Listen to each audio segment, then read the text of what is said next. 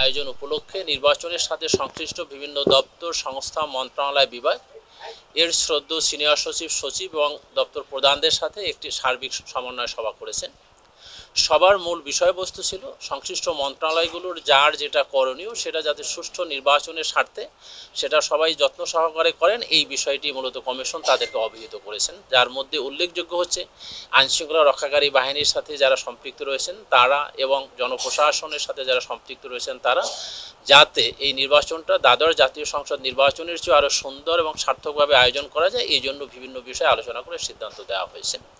উল্লেখযোগ্য সিদ্ধান্ত সময়ের মধ্যে হচ্ছে আমরা মূলত সাধারণত উপজেলা পরিষদ বা স্থানীয় সরকার পরিষদ নির্বাচনে যে পরিমাণ আইনশৃঙ্খলা রক্ষাকারী বাহিনীর সদস্যদেরকে মোতায়েন করে থাকি, এই নির্বাচনে তার চাইতে একটু অধিক সংখ্যক সদস্য মোতায়েন করার প্রচেষ্টা গ্রহণ করা হবে। তার কারণ যেহেতু 6ষ্ঠ উপজেলা পরিষদ 4টা ধাপে অনুষ্ঠিত হবে, সুতরাং সেক্ষেত্রে আমাদের জেলা পর্যায়ে কর্মরত যে আইনশৃঙ্খলা রক্ষাকারী বাহিনী এবং জনপ্রশাসনের জনবল রয়েছেন তারা ওখানেই ধাপে ধাপে দায়িত্ব পালন করবেন, সুতরাং সেক্ষেত্রে আমাদের এই জনবলের সমস্যার ঘাটতি হবে না।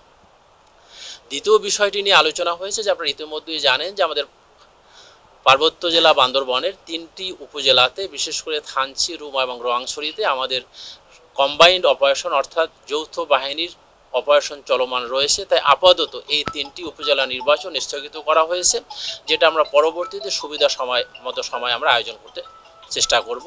এই দুটোই ছিল মূলত আমাদের মূল আলোচ্য বিষয়। বান্দরবন পার্বত্য জেলা বান্দরবনের 3টি উপজেলা যথা থানচি, রুমা এবং রোয়াংছড়িতে আমাদের বাংলাদেশ সেনাবাহিনী, পুলিশ, বিজিবি, র্যাব এবং অন্যান্য বাহিনীর সময়ের যৌথ অপারেশন চলমান রয়েছে। তাই এই অপারেশন চলমান থাকায় গোয়েন্দা সংস্থা সময়ের সুপারিশের ভিত্তিতে নির্বাচন কমিশন এই 3টি উপজেলা নির্বাচন পরবর্তীতে অনুষ্ঠান করবেন মর্মে সিদ্ধান্ত গৃহীত হয়েছে। অতৃপ্তি না, এখানে অতৃপ্তির বিষয়টি না, ওখানে আমরা ল এনফোর্সিং অথরিটিকে আমরা কম দিতে পেরেছি, কারণ আমরা একসাথে আমরা নির্বাচন করি বিধায় কোনো কেন্দ্রে 1জন, কোনো কেন্দ্রে 2জন পুলিশ সদস্য দিয়ে থাকি, এই সদস্য সংখ্যাগুলো বাড়ানো হবে।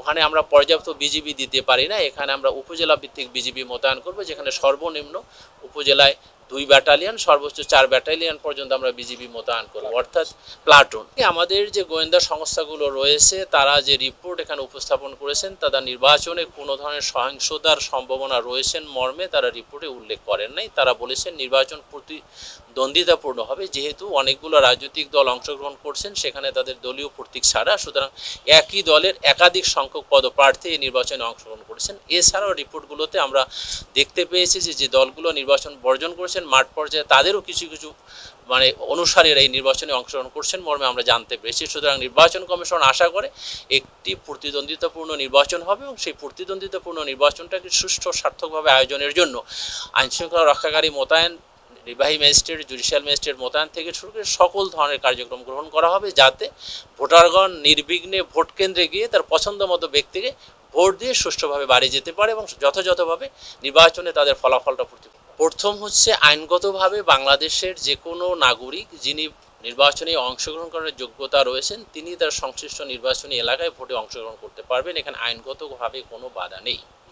সুষ্ঠু নির্বাচনের সাথে বাংলাদেশের আওয়ামী লীগ একটি বৃহত্তর রাজনৈতিক দল, তারা সিদ্ধান্ত নিয়েছেন যে তাদের যারা জনপ্রতিনিধি পূর্বে নির্বাচিত হয়েছেন তাদের নিকট আত্মীয় নির্বাচনে অংশগ্রহণ করতে তারা বারণ করেছেন। এটা কিন্তু আইন না, এটা তাদের একটি দলীয় সিদ্ধান্ত, কিন্তু আইনগতভাবে যে কোনো নাগরিক যে কোনো জায়গার ভোটার হলে তার অন্যান্য যে যোগ্যতা আছে তার সাপেক্ষে সেই নির্বাচনে অংশগ্রহণ করতে পারবেন মনে সিএসি মহোদয় একটু আগে ওই বিষয়টি বলেছেন। সুতরাং আমরা আশা করি নির্বাচনে যারাই আসবেন প্রতিদ্বন্দ্বিতাপূর্ণ নির্বাচন হবে এবং একটি সুষ্ঠু নির্বাচন। এই সিদ্ধান্ত কি নির্বাচনী আইনের সাথে সাংঘর্ষিক কিনা যে আরেকজনের একটি রাজনৈতিক সিদ্ধান্তকে আপনি নির্বাচন কমিশনের সিদ্ধান্তের সাথে একত্রীভূত করার কোনো সুযোগ নেই। এই সিদ্ধান্তের কারণে আপনাদের ভোটটা ভালো হবে কিনা যে আপনাদের আমরা চাই অধিক সংখ্যক পদপ্রার্থী আসবে, আমরা আইনশৃঙ্খলা রক্ষাকারী বাহিনী, জনপ্রশাসন সমন্বিতভাবে একটি সুষ্ঠু নির্বাচন আয়োজন করবে। যত প্রতিদ্বন্দ্বী প্রার্থী আসবে স্থানীয় সরকারের নির্বাচন তত সুষ্ঠু হবে বলে আমি ব্যক্তিগতভাবে মনে করি। স্যার প্রথম দফায় বিনা প্রতিদ্বন্দ্বিতা নির্বাচন কতদিন স্যার? এটা আমরা এখনো চূড়ান্ত করতে পারবো।